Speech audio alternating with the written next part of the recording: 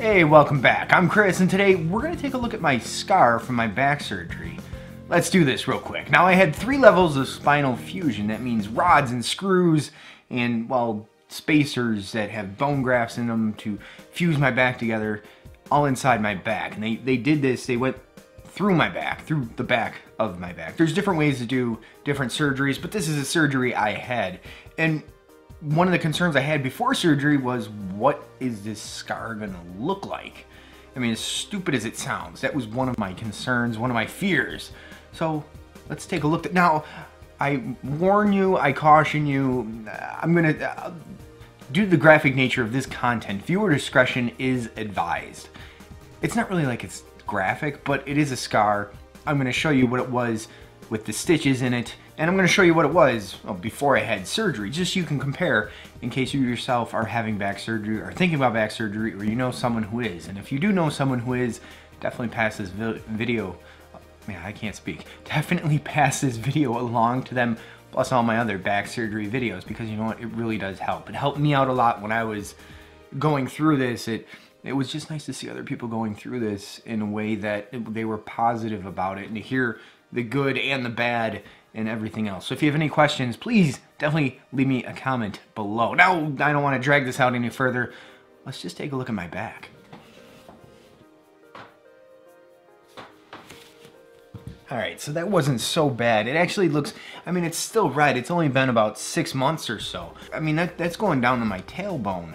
I was concerned about this scar in the sense of, is it gonna look like my butt crack is extended like halfway up my back? I know it sounds silly, I know it sounds stupid for what the surgery could potentially do for me.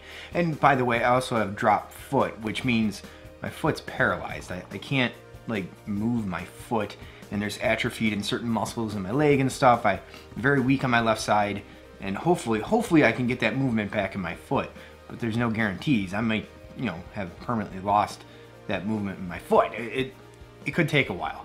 And 6 months out from surgery, the bone graft, I just had an x-ray recently, and to compare the first x-ray like a week or 2 after surgery to the x-ray 6 months later, it looks the same. I'll throw that up on the screen, but bone graft wise, there's like, I don't see anything. They said they see a tiny little bit of bone graft material starting to grow, but it could take a while. Could take 8 months, well, it's gonna take a while. It's gonna take years, I'm sure. It's ridiculous how long it takes. It's a slow process. And another thing to note is the weird noises I hear in my back right now. I was concerned that it might be the hardware in my back, but the doctor said, if you're really concerned, we can go, I think, do a CAT scan, I think they said. But they said it didn't sound like, they've heard the hardware noises before when somebody's hardware was loosening up and stuff like that.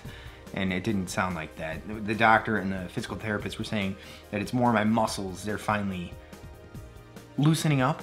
I mean, to me it sounds like if you took a rubber band, the one day I don't have a rubber band. I have one somewhere. It was right here. Okay, whatever. We'll use this.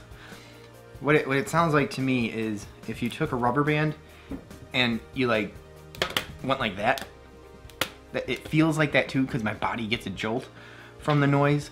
So it might be ligaments or tendons or something. Something's definitely moving, but it's not the hardware, so that's a good thing. And I was concerned about my range of motion of how much I'm supposed to bend, because I didn't know if I could break this hardware. I mean, it's, you know, I'm not Superman. To go and bend metal like that is gonna be ridiculous, but it's your back. I essentially have screws in my vertebrae and then these rods that are really holding me up, and if that stuff breaks, everything's gonna compress. I'm gonna really cut some nerves and possibly have permanent damage. So it's a little scary in that sense. I mean, I know there's a lot of people that have gone through back surgery and have had no issues, but you're going through it for the first time. I mean, it's like, okay, this is a big deal when I've never, knock on wood, had any type of major surgery before, and this is all the stuff that was going through my head. And like I said, if you have any specific questions, feel free to leave them in the comments below. I'll definitely, can't talk, man. I'll definitely answer them. My point is, it's 6 months out. I'm having a hard time getting out of bed, sitting up from laying down. I'm having a hard time standing up from sitting. but that's only recently, within the past 2 weeks or so, with all that noise that I'm hearing in my back and all. If the muscles are loosening up, you figure if my muscles were tense and tight and guarded for the past 8 years, there's going to be a lot of scar tissues on those muscles. There's going to be a lot of knots and stuff, and just a lot of stress that those muscles, my back muscles, have been going through. To reverse all that and make them strong again. Plus, initially after the surgery, you got to wear this brace to, you know, limit you from bending, to give you support and stuff like that. And unfortunately, when you're doing that and you're wearing this brace, you're not really exercising those muscles, so they kind of get a little bit weaker. And you're wearing that brace for, what was it, a good 6 weeks or so?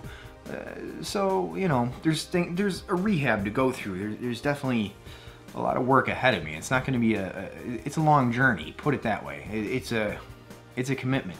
And now with doing the physical therapy and such, I'm really noticing that, like I said, I'm very weak on my left side. And that, like I said, that case is, well, it's my back injury. It's not going to be the same as yours, but to give you some insight, with the drop foot and everything, it's a whole nother issue aside from my back. I mean, it's all because of my back, but yeah, I'm rambling. I tend to do that a lot lately. You know what, before I forget, let's compare the old photos to this video today of my back surgery. Like I said, I took a video before the surgery, just after the surgery with stitches, just after the stitches were out, and pretty much now. So between that time, not much has changed. The redness has gone down, the swelling has gone down.